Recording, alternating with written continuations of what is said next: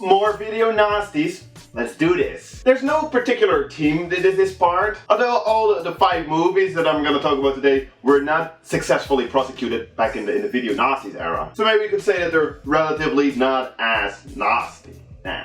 Well, we'll see. We're gonna start with Contamination, also known as Alien Contamination, and well, some other silly titles. Yeah, let's take a look.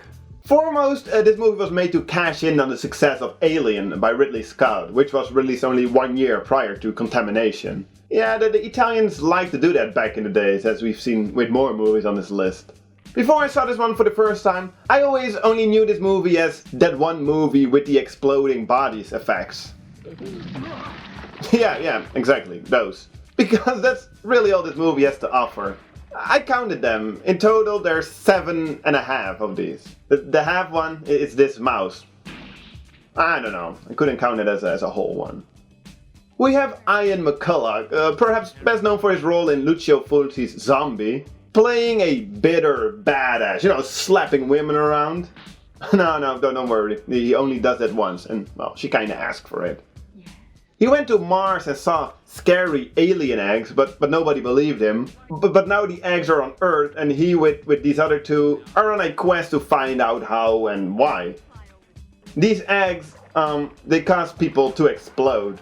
Or, trigger some practical effect device on the actors' bodies, resulting in some rather unconvincing gore. But it's fun. I like the egg sound effects. Oh my god. And without context, it's rather laughable how the eggs are scary. There's an egg! Besides the egg sound effects, we have a soundtrack here by the Italian progressive rock band Goblin. Any fan of Italian horror will be quite familiar with these guys, since they made a big name for themselves with a string of soundtracks made for Dario Argento flicks. Also here, music is quite nice. But besides that, after a rather promising start, it gets boring and dull quite fast. Lots of talking about what's going on and blah blah blah. Then there's a completely unnecessary mini romantic subplot. And we even get a corny James Bond type ending with the bad guys not killing the heroes but rather explaining their evil plans. The movie has a serious tone, but it's still kinda campy and cheesy. The exploding bodies are definitely the highlights, but I wish there were more of them. However, I did unintentionally laugh out pretty loud during this part. Where are they? Where? In the forbidden room. What? Oof. Oof! What did he say? The forbidden room? Yeah. So the UK cut version apparently had most of the gore and the exploding bodies effect cut out. So I can't imagine how disappointing it must have been like back in the days if you rented that cut version. That's just sad. Well, not a bad start. Let's see what's next. It is Dead and Buried. Now that's a cool title. And despite with such a title, what you might expect, it's actually definitely one of the more polished movies in this whole Video Nazis list. So sounds promising. Let's take a look. So while Contamination tried to rip it off, the screenwriter of Alien, Dan O'Bannon, was working on his next screenplay, which would be Dead and Buried. Although, in different interviews he has stated that his contribution was very, very minimal. Doesn't matter, Dead and Buried. So besides, well, maybe Dan O'Bannon, they had the great late Stan Winston on this project for the special effects. And if you don't know who that is, well, he also worked on 2 of my all-time favorite movies. So I'm a fan. And finally, well, at least out of all the people I'm gonna mention now, we have a younger, pre-Freddy Krueger, Robert Englund. Look at him. But yeah, the movie. You could describe this one as a zombie movie, but in that case it's unlike any other zombie flick released around that time. It's about this small town where, well, a few people die, and the town sheriff who slowly starts to realize that there's something fishy going on.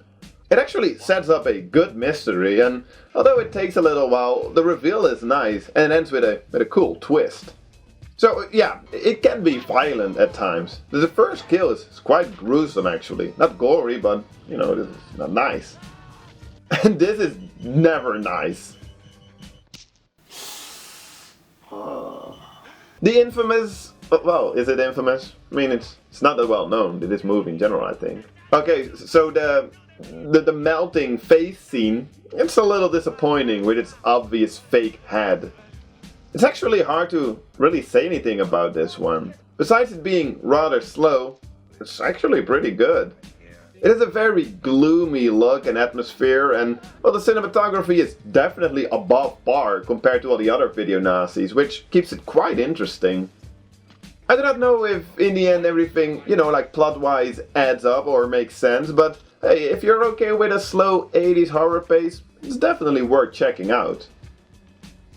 Yes, it is. It's funny, I've owned this movie on DVD since forever, and I was quite surprised the first time when I found out that this one also made it to the Nasties list. Because really compared to many other titles, it's rather good quality-wise. So let's see if we can keep the quality up a little bit with the next one. On this list, we'll find this Death Trap. But me and, well, probably most people out there will probably know this movie better under the title Eaten Alive. But then again, that's a little confusing because there's also this cannibal flick by Umberto Lenzi, also called Eaten Alive. So, confusing. Let's take a look. Death Trap. Yeah. This was Tobe Hooper's follow-up to his successful and now undisputed horror classic The Texas Chainsaw Massacre. This is quite something else though. Set in the surreal with bright colors illuminated and foggy area surrounding a small hotel, we basically just witnessed the hotel owner killing all the people that visit him. And this hotel owner, the bad guy I guess, is quite entertaining. He's just crazy, constantly mumbling to himself. There's no real backstory to why he's killing everybody, and where I complained about the lack of a backstory for example, the Cannibal Man, here it doesn't really bother me. He's just crazy. I mean, a deranged man with a big-ass sight chasing a little girl? What's not to love about that? By the way, you call that thing a sight? Such a weird word. We call it a zeiss. Sounds kind of similar, but... Anyway, hey, look who we have here. It's a pre-Dead and Buried Robert Englund. In one of his earliest roles as sleazy tough boy Buck. Very entertaining. We also see the star of the Texas Chainsaw Massacre again, Marilyn Burns, may she rest in peace. Yeah, she passed away unfortunately some 2 months ago. Here in a quite different role, however. I actually really like this one. I hadn't seen it since forever, but I always remembered it to be a twisted, fun little movie. And that's what it is. I like the surreal tone with some weird performances. And although it's not that gory, it is quite violent. Not unlike the Texas Chainsaw Massacre, which somehow to this day is still sometimes referred to as being super gory. The effects though aren't great, definitely not the alligator that swims next door to the hotel, but that kinda adds to the camp factor, which in this case isn't a bad thing since it's quite over the top to begin with.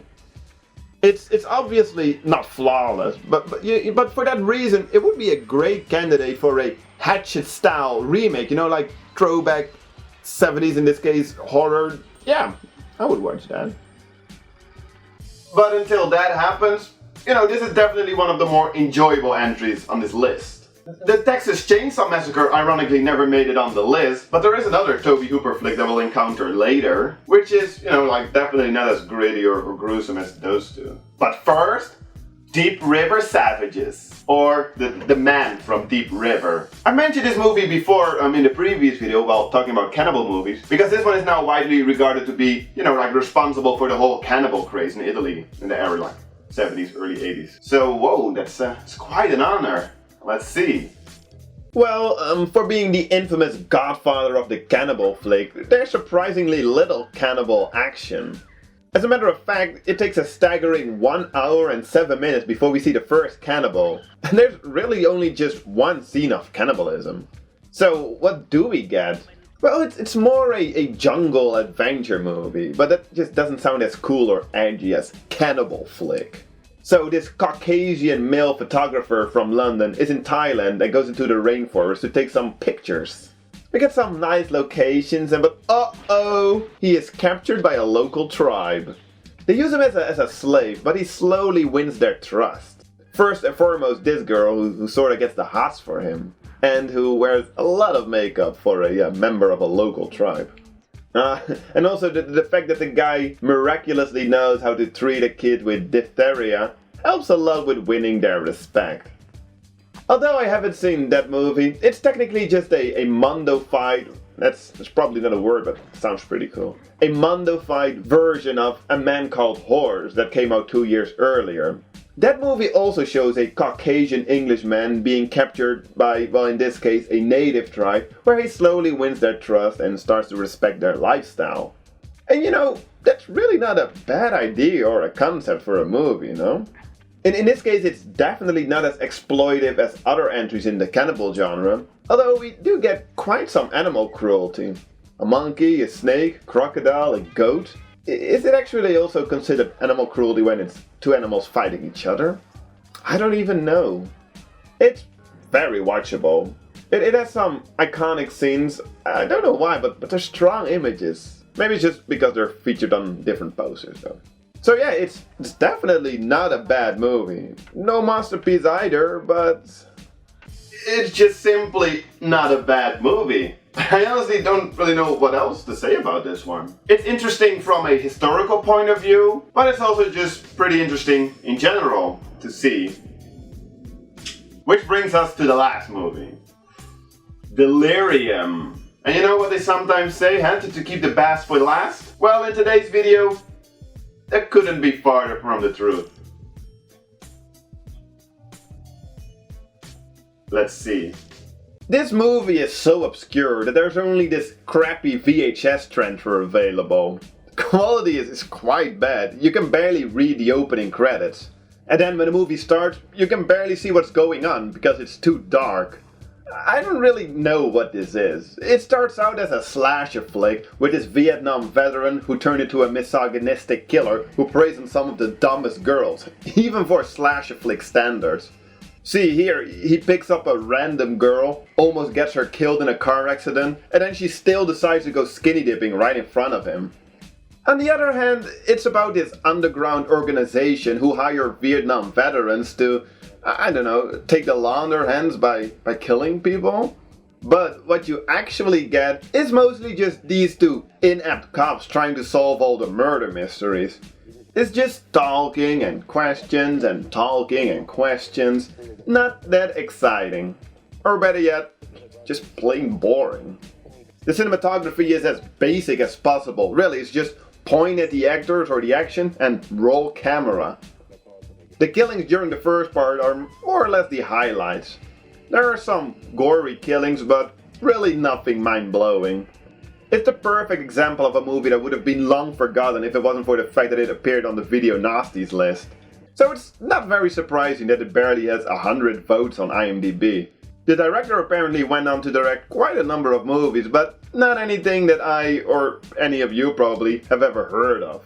I could go on and on about Delirium, also known as a Psycho Puppet, but I can also just be honest and say I really just barely made it through this one without turning off the movie. But hey, that's the risk of the job. Go through all the Video Nasties and you'll no doubt encounter some stinkers. But hey, that's not stopping me. So I'll be back again in the next part where, I'll take a look at the next 5 Video Nasties. There's gonna be some interesting ones. And, again, some stinkers. But thanks for watching for now. Hope you enjoyed this video. And I'll see you guys next time.